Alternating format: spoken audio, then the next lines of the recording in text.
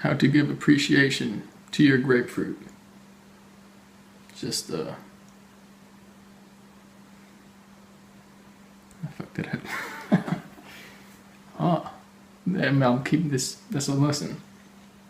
So give grace, appreciation, and then the words and thoughts you have, if they get playful, it's fine. If they get playful but basically flippant towards the idea or the seriousness of the situation, imagine you're in a classroom with teachers and it's literally like, now you talked a little bit of trash, but you played with like veering off course, but you really didn't, but you kind of like got to watch it then. That drops your attention down, it drops your energy down, it drops your consciousness down. It's basically losing focus. Even though you just played a little bit, like I kind of like lost focus because I was messing around. It detracts, and if there was energy, pure energy beaming into it, it's not going to get mad and be like, rah. But it lessens the effect. So if you're going to be a good energy emitter, beamer, whatever, eventually you'll learn to remain focused for longer. And so then the idea is to literally simply give appreciation to, in a way, look at it just like a living being. Like to have that in your mind that you're in the presence of someone, but not judgmental to the point where it's like, do I have to act differently or change or something? Kind of like a person where you act differently, but where you're kind of judging them for the different ways people are. It's not that advanced. It doesn't work that way. It's pure life.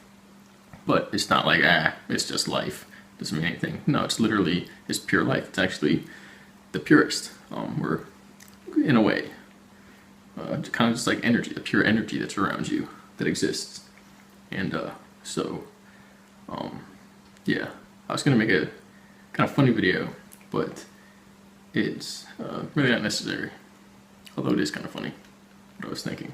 But even then, I see how that kind of detracts away from the point where I'm like, you know, don't get all goofy with it. But then the point was I wasn't truly getting goofy with it. I was just coming up with random jokes about making love in the moment. Not making love, like, well, literally emitting love. But yeah, making love with your grapefruit. Good luck with that. Because it's kind of awkward to, you know, enjoy, to give appreciation, to show that, to do that in public, to be happy around. And of course I say I'll be happy at the store, because we're a consumerist society that bases everything off of who's eating, buying, drinking, or you know, doing whatever that has to do with monetary changes.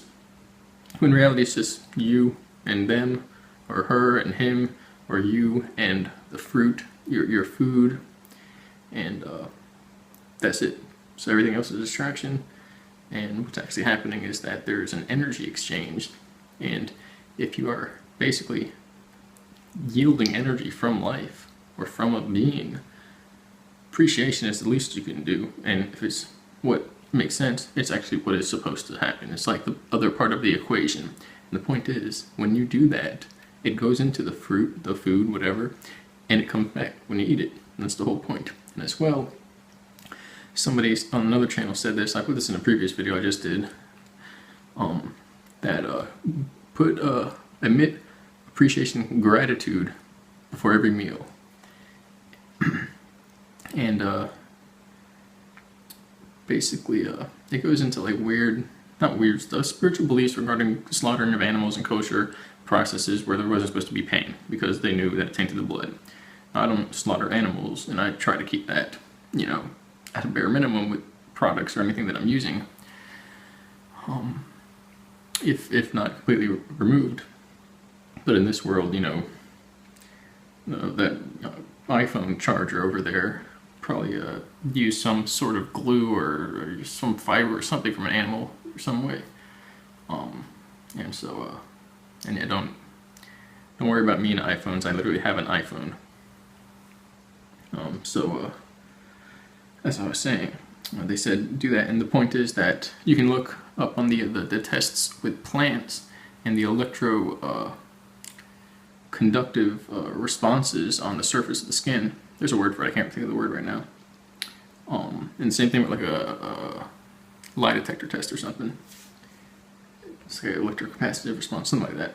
And in plants, if basically you mess with them, literally you mess with them, they feel it. There's energy spikes, there's differences. Like they're one big brain. It doesn't think and write its name and say, I'm plant, but it feels, because the whole system of anything that exists is pure feeling and is a pure consciousness system. The brain is just one that goes, oh crap, I'm here, I'm a consciousness system. It just does it, it sees it and knows it and expresses that. Everything else, just because it can't do that, it's still there, it's still doing that. It just doesn't know how to express that or have any reason for expressing it to you. But it does, through energy, and not through like speaking and using a epigloidal bridge or whatever in the tongue.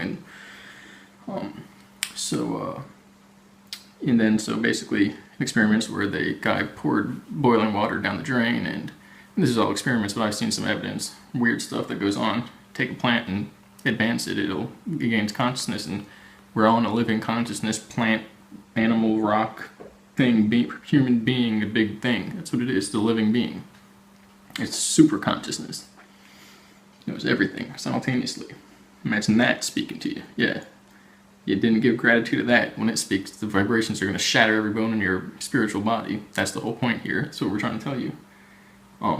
So give gratitude, but the point was that the plants could tell when other plants were being harmed or when even the bacteria down the drain was being killed. And if they saw a person basically slaughter a plant, which technically that's slaughter, it's violence. Can't say it's not violence. There's no blood, there's no gunshots, no Glocks or M16s, but the proof is in the pudding. So I don't even know what that means. Probably something nefarious. But the plants reacted to the same person who would come back after slaughtering other plants.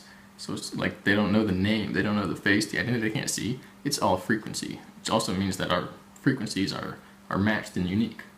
And so in that sense, if you're hacking up food, chopping up plants, they're in a form of pain. Not biological synthesis of perceptual change that we call pain.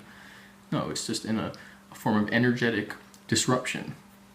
Your consciousness and the plant's consciousness are harmonized. That's why when you eat the plant, you enhance. And when you eat animals, more animals than others, you'll notice a decrease. An instantaneous, long-lasting decrease where your consciousness goes from there to that of an animal with indigestion and problems and anger and emotional fluctuations and intelligence problems and things like that.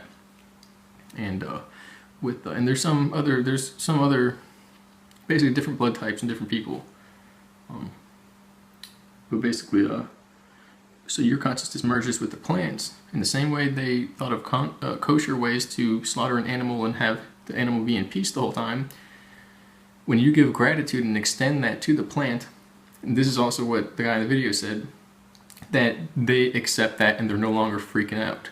And the point is that your consciousness merges with theirs and fills theirs with an acceptance, with a care, a compassion.